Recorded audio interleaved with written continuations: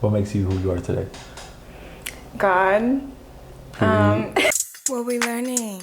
What we learning? Ayy, what we learning? What we learning? Ayy, what we learning? What we learning? Ayy, what we learning? What we learning? What's good, y'all boys? It's your boy Barry. I'm here with the beautiful, the talented, the smart Bre.22. As y'all recognize, this time she's on the other side. I'm gonna be interviewing her. We'll get to know y'all favorite interviewer. You ready? Yeah, I'm excited. I'm curious what you're gonna ask me. Nervous? A little bit. All right, let's get into it. First things first, right? So how long have you been interviewing? Like 2 years, but I took like an 11th month break, so. Okay, so on and off 2 years. Yeah. And so 2 years ago, right? What was your mindset? What made you want to dive into this?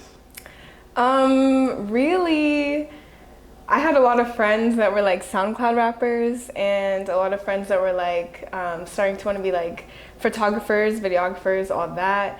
And so I thought they were so cool, and I wanted to kind of like help them in a way. So I first thought I was going to be a manager, and I moved to New York, and I had this like whole plan to go to school for it and everything, do entertainment management. But that didn't work out because of COVID, so I moved back to my city. And then... What's your city? You got to tag your city. Tallahassee, Florida. All right, never mind. Don't do that no more. Next. So yeah, and then I also kind of wanted to do YouTube. I wanted to get involved in YouTube, so I was like, I'll just try to create a platform where I can interview people, and then people that I know I could like put them on by putting them on my show maybe. And I just wanted to like talk to people and like get other people to learn about how to do like creative or artistic things so they could do it in the future too maybe. That's dope, because it's not like like you said, SoundCloud rappers, photographers. It's not like the direct route. It's like you found your own path. Yeah. Kind of paved your own way. That's kind of hard. I like it. Okay. So like when you got into it, right? Or when you decided to take a different route than everybody else was taking, did you have people that you watched or you looked at and I like the way they interview or anything like that? The person that I watched all the time was Adam22. Really, at the time, I was obsessed with like, with Adam22 and his girl, Len the Plug. Like, I just watched their vlogs like every single day of my life, and he interviewed people as well. I think he was a manager too. I don't know what all he did, but Adam22, I watched him all the time.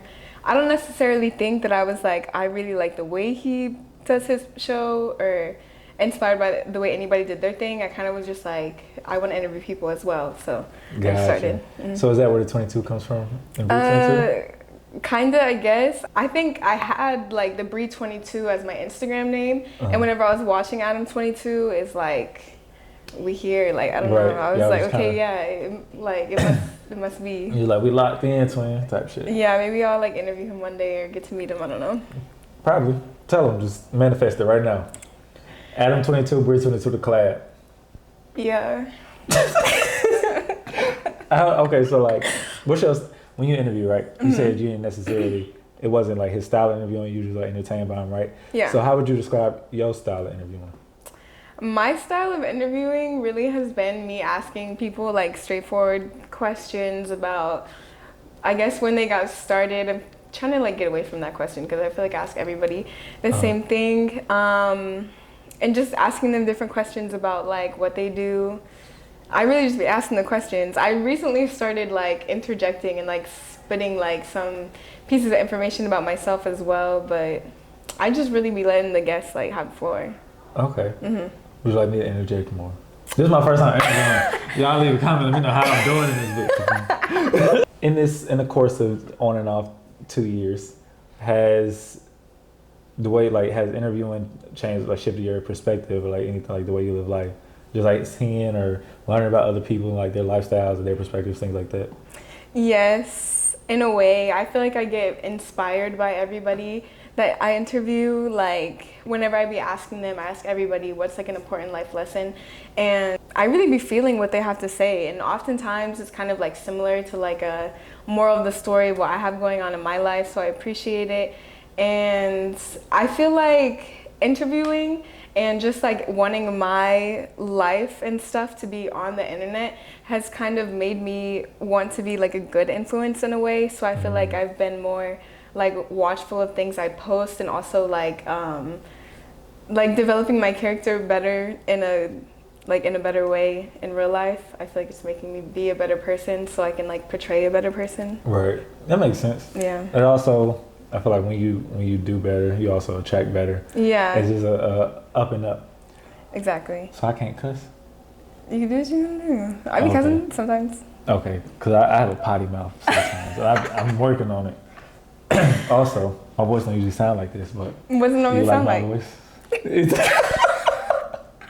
usually a little higher, but Are you trying to make it deep for the show? nah, I'm coming down from something. Oh. Yeah, I'm good now. I'm not, you know. Are you wearing a mask or something? No. So who is Bre.22 behind the camera? What do you really like? What am I really like? Yeah. I'm kind of boring these days. I used to be a party girl, but I was tired of being a party girl, so I stopped being a party girl. And then I just be doing my homework. I'm at school, like I'm a full-time student. I just be taking online classes for IT, and I be cooking vegetables and stuff, and I be like reading. Doing plant vlogs. Yeah. Yeah, me cracking up. I ain't gonna lie. Yeah, me cracking up. Like I'm sitting. I think I watched it at work or something. I'm sitting there. I'm like, yo, you are hilarious. Like for no reason, just funny, just Yeah. cooking It's, vegetables. I feel like you have to get a sense of humor, kind of, but I just be doing boring things. I feel like I'm very like natural, and I like plants and stuff. It's not boring though. It's just calm. Mm-hmm. I read something the other day about. It's kind of related, kind of not. There's a therapist talking about how once you stop being in toxic environments, life seems to be boring. What's not boring, it just lacks chaos. Yeah. So it's like, I wouldn't say it's boring. It's just more. It's calm. Right. It's tranquil. Yeah. So that's a positive thing. Very opposite of my life like 3 years ago. So yeah, let's talk about that. Let's get some details. You said you was a party girl. So what's party girl in your eyes? How do you? It all started like 16. Because I'm like, I say Tallahassee, but I'm really from a place called Crawfordville, Florida, and Tallahassee is like 45 minutes away, but it's like the biggest like city or whatever that's close. So even in high school or anything, we had to drive to Tallahassee to do anything because our city only had like a Walmart type thing. So anyways, Tallahassee is a college town. There's like 3 colleges there, and it's not really like a big town other than that. So it's a whole bunch of clubs there, stuff like that. So even in high school, I would like say I was going to a friend's house, and I would go to the club, and I just started going like after prom. Real fast, you're not gonna get in trouble, right? Like your people ain't gonna see this. Like she lied. No. Okay. I don't want you to incriminate yourself on camera. I don't care. All right. It happened. So I just like, I'd say after like prom for real, really, but I was going to the club like so often, like 3-4 times a week, just drinking and stuff. Me and my best friend, we would get lit all the time, and I had got an apartment with my best friend. We would always have people over, have parties, or we would always pregame and go out so many days a week. And then I started working at the Strip as a door girl, so I was like getting people's money as a security guard, put the band on them or whatever. Get drunk at work every day. I started bartending at a club there called GVO, which is closed now, and I'd get drunk at work every day. And then, yeah, I was just always outside, going to pool parties and stuff. It sounded like you was the host, but you was also getting to the money at the same time. Oh yeah, because I don't really care because it happened. We would like say it'd be like 10 to get in. We'd be like, oh, it's 15. And so if like hundreds of people give you an extra $5, bro, right, making money. The come up. Yeah, but that's what mentality. That's what I liked about working at clubs too, is because that's where everybody would be at. Like right. Everybody at every single school. I wasn't in school at the time, or I went to community college, but like a year and a half maybe after that, I was still in Tallahassee and I wasn't in school, but I was still able to like network with everybody right. that was in school because they all came to the clubs, and I just felt like y'all are spending money to be here. I'm getting paid to be here. And so I was getting lit for free too, so. That makes sense. Yeah. Lit for free, coming up a little bit on everybody that come through the door, and you was getting paid to be there, right? Yeah. So that's not like a triple threat. What makes you who you are today? God. Period. Um, what makes me who I am today? Yeah. I feel like it's a combination of all my experiences in life, has made me like me, I guess, and I feel like I still have the same personality. However, I have learned to be like more disciplined, and I have like had more of a relationship with God, so I do feel like I'm just like nicer, like more grateful and more like humble and like calm and stuff like that. And then like I've just become more disciplined by being inspired by other people. Right. So I just be like trying to like do a whole bunch of tasks, get things done. And then too, like where I came from and stuff, like I didn't really have money. So, and then I moved out really young. So I feel like I've always like just been a hustler, like really just trying to survive. So I always had like multiple jobs, and I'm just able to like get a lot of things done. But I feel like people really helped me grow whenever they started telling me about myself. Like there's this one person who I met a long time ago, and like every time I would talk to them, I was still like not self-aware of my actions, and we would just be having a conversation, and they would be like, "Bre, like you're saying that because you're insecure, like you're doing that because you have daddy issues, like you're doing that because you want attention." And so like those conversations with my friends, like at the time I'm like, bro, I'm just trying to have fun. But then reflecting on it later, I was like, I really needed somebody to tell me about myself so I could grow as a person. I definitely feel that.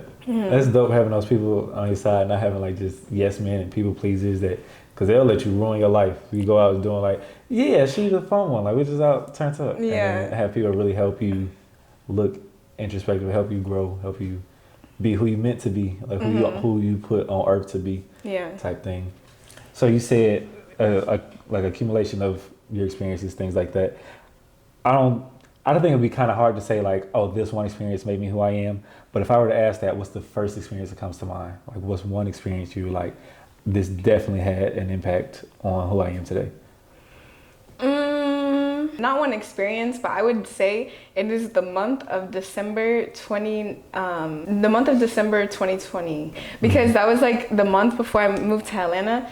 I had just got back from New York because COVID like shut down New York. I went back to Florida, whatever, but I knew I wanted to leave Florida again. So like in December, I was just like, I want to move to Atlanta. And then I came to Atlanta because this person who was like a promoter at the club I worked at, he was like, oh, my brother is gonna be in Boosie Badass's movie, and then do you want to go, whatever. So I get a ride with somebody else. I meet that person at the premiere, and then like as I'm leaving, this guy walks past me and he's like, oh, here's a hat, like check out my clothing brand, whatever. And then he comes back and he's like, oh, do you want to model for my brand like here in Atlanta? And I was like, sure, but I don't stay here. He was like, oh, I'll pay you to come back, whatever. I came back, and then I was telling him how much I wanted to move here. And then he was like, oh, well, I have like a Airbnb that I own or whatever, and you can I'll block out these like dates so you can stay there while you set everything up, blah blah blah. And I was like, oh my gosh, like thank you. Like I appreciate him, but I feel like I also appreciate God for putting me in that like place, like in that moment, and attracting that person to help me get here. Definitely. And then so I was so excited to move, right? And I like had these ideas of things I wanted to do whenever I was here. However, like probably like a week before I was supposed to move here, I was gonna get a tattoo for my tattoo artist, and he was gonna do the tattoo at my crib, but I needed to pick him up from his shop. And on the way to my crib, we was like smoking in the car. I think we had hotboxed my car before we went or whatever. And I got pulled over turning into my apartment complex because my tag light was out. I never heard of a tag light before this day. But anyways, he pulled me over. I rolled down the window, a whole cloud of smoke go in a man's face. And so he instantly like get out of the car. I'm like, okay. And then he searched my car or whatever. And there was like a pill in there that I didn't know was in there or whatever. Well, I knew it was in there, but it was from like 6 months ago, and I don't take the pills. It was for somebody else, so I forgot about it. He found it, whatever. He took me to jail for like possession of a controlled substance. And it made me realize like how illegal what I was doing was. Because like I said, like in that period, I wasn't really self-aware of my actions. I feel like I was just doing what everybody else was doing. And like the clubs I worked at, whatever, people smoked in them all the time. So like I forgot that smoking was illegal. Like as stupid as that sounds, like I forgot like I was doing something bad that I needed to be cautious about. Right. And like okay, so they took me to jail or whatever on Christmas Eve, and so I was in jail on Christmas, and I was in the holding cell or whatever. And like first hour I'm chilling, like, oh, they finna let me out, my friends finna come get me, whatever, bro.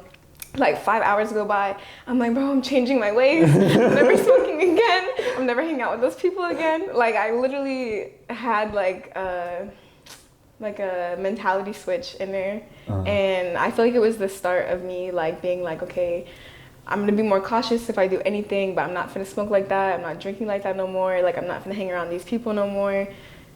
So I feel like that was the start of me kind of doing less toxic things. But I did do toxic things for a while after that still. So I mean, it's kind of hard to quit stuff cold turkey. So yeah, that makes sense. But yeah, I feel like that happened, and I feel like it was trying to like keep me in Tallahassee, whatever, but I ended up moving to Atlanta anyways. That person helped me out. I like started to be like a bit more of a better person, and then I feel like ever since I came here for real, and then I set my life up in Atlanta, I've just been doing everything to get me to where I am right now. That's dope. I'll be honest, I was so caught up in your story. I forgot that's what we interviewing you. I'm just sitting here listening, like, yeah, we just, like, you know, like those, we just kicking it. Cause I was about to ask you something, I forgot what it was now. That's crazy though. First off, you're very good at telling stories, and it's something that I need to ask you. It was something that just came up. Something like you were gonna ask me about the story? Yeah, actually it wasn't a question. Okay. I was gonna say that it's such a blessing that, like, is that instance, because you could have been, you know, gone for like a long time, but you know, the amount of times you did spend in there was kind of like, you know, wake up call that you needed for you to get your life on track. So it's a blessing that, you know, that happened versus something like really crazy. Like, yeah, you know, like something like really, it wasn't worse, but I wasn't doing nothing too crazy that would have got me in trouble for a long time. Right. But it's a blessing that you got caught at that time. It's a blessing. I'm glad that you were able to, you know, evolve. Otherwise, I wouldn't have met you. Yeah, right. Made it out. Right, gang, and now we locked in. This new Bre.22. Oh, it rhyme a little bit. Spit. Okay. So this new Bre.22. What does healed dating look like for you? Healed dating, I would say. Healing dating. Healed. There's no such thing as being completely healed, but you know. Right. I'm not Jesus. So, I definitely would say like me knowing what I want before I go into something, so that I could like make those decisions before it gets too intimate, if you know what I mean. And yeah, like asking more questions, really like getting to know somebody like as a friend or something, or just like getting to know them for real before I decide like, oh, I really like this person. Because I feel like before I would get like very excited and I would just like rush into it. And then like once we already like did the deed, I see no red flags. Like literally anything that happens, I'm like, oh, it's okay. I like him so much. But yeah, being more like patient with the situation, not getting too excited, like not just being like hungry for attention, and like really knowing what I want. 3 red flags that you pay attention to, just look out for now. Okay, so dates. Like I feel like before, I don't really know how to answer the question, but before I didn't really care about going on dates or anything. I feel like I would just hang out with people. Like I'd be like, oh, come to my crib, whatever. Or we would just like go smoke together or something, or go to Chipotle. But now I feel like I care about somebody being like, oh, I want to take you on a date, and I'm gonna plan it, like be here at 7, like you feel me? Right. Like something like that. So I feel like if you're not trying to like take me out to dinner or something, it's like, what are we not finna just kick it at each other's crib. Right. Like, so the effort more. Yeah. Okay. What else? Icks, turn on? Let's spin it positive way. Okay. What are 3 things you look for? Like 3 things that you really would like appreciate in a partner? I feel like if they're like disciplined and ambitious as well, like if they have something that they're like working towards. Do you count that as one? Or is like the discipline and then also like taking care of themselves and kind of having their own? Well, I feel like I want them to be ambitious because I want them to be like working towards something, but I feel like you kind of have to be like disciplined to actually be working towards it. Like, I don't True. want you to just say like, oh, one day I want to do this. Like, you can be ambitious, but like, are you like taking steps to get there? Right. Okay. Type of thing. Yeah, So yeah. I feel like that is kind of one. Okay. And then also like being athletic, like working out, going to the gym, or being healthy in general. Like, I like when people like care about what they eat. Like, they're like, oh, I don't eat certain things, or like they are just like in shape because they work out and stuff like that. Like, I Right. like someone who cares about their body. Okay. Cool.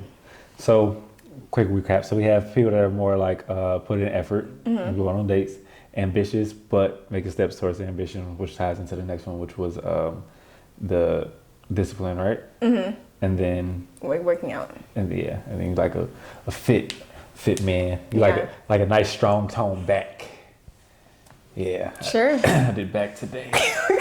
So, okay, so back to your interviews. What can people look forward to? People can look forward to me interviewing people in like all different type of careers that are like not really taught in school. I feel like whenever I first started the channel What We Learning, I wanted to specifically interview like artists and creatives, but now I want it to be like more broad, just like interviewing people that have careers that like aren't really taught in school. That's good. I feel like it's super important. So, living in Michigan, high school and stuff in Michigan, right? Very white town, Waterford. They called it Water Tucky. It was all like, it was so many. Everybody was like, "Oh, I'm gonna do like landscaping. I'm gonna start a landscaping business." So Where like, I'm from, a lot of people were linemen or welders. What was the first one? Linemen is like the people who do the lines on like the poles. They like climb the poles and then do the electricity lines. So there was a lot of those, and there was a lot of like people who did welding. That makes sense. So yeah, I feel like small towns like that is usually more like trades. yeah. Makes sense. So it wasn't until I got to Atlanta, first off, that I ever seen like a rich black person. And I was like, that's too. crazy. To That's drive the a nice reason I car. got tattoos, like visible ones, because I have a lot on my body. But I never saw so many black people until I moved here. But then, Right. yeah, I was seeing black people be black people and have money. And I was like, oh, if they could do it, I could do it. Man, Right. I'm going to be myself. Right. 'Cause I'm like, oh man, I gotta be a doctor, a lawyer, or an athlete or a rapper to get money. And I moved down here and they were like, oh, I work in tech. I was like, I don't know what that means, but that's dope. Or they were like, I own a trucking business. Well, they let black people do that? Like I didn't know like black folks was just making money all type of ways. I'm like, yo, I didn't know you could do like all this stuff. So moving down here was kind of like, this is a blessing. So being able to like really put that out on your channel so people don't have to live in Atlanta and like you're just interviewing people and introducing different jobs to the like community, that's dope. Thank I feel like you. it's definitely gonna help people like us when we was, younger who don't have the opportunity to be in, the Mecca. Yeah, right. I feel that for sure. Because I feel like the way I kind of spoke on it, and I have this like mission statement video for What We Learning. It's called like The Story Not All About You or something like that. But anyways, I feel like that's what I felt growing up. Like I didn't know there was all these other like avenues to succeed. Like I thought I was gonna work in healthcare for real. And I remember being younger and like we had to do like essays or something about what we wanted to be when we grew up, like even in middle school. And I was like, bro, I don't know. Like my only options were like doctor, lawyer, social worker, freaking in a trade, and so, or like a dentist. And I was just like, bro, like can someone pick one for me, because I don't want to do any of that. So Right, like for any real. of those options that makes the most money, I'll probably just pursue that one, because all of these sound boring. Like I don't want to do any of them. Right. But I feel like it was because I wasn't put on to specific careers that I could do that I would actually enjoy. Right. That makes sense. Because I feel like knowledge is power. It's like if you don't know about career or jobs or just opportunities in general, you can't pursue them because you don't know what it is. Right. So that's good. All right. Last question. Finish it strong, right? So obviously everything you've gone through in life has made you who you are today, which is an amazing person, a beautiful person. But if you could tell yourself, your younger self, one piece of advice, like Bre.22 in 2023, you could go back to 2016, just whisper one piece of advice in younger you's ear, what would you say? I feel like I would just say like be patient and it'll be all right type of thing. I don't even think I would have accepted it at the time, but I feel like whenever I did like first move out and stuff, I was so stressed all the time about like money and my situation.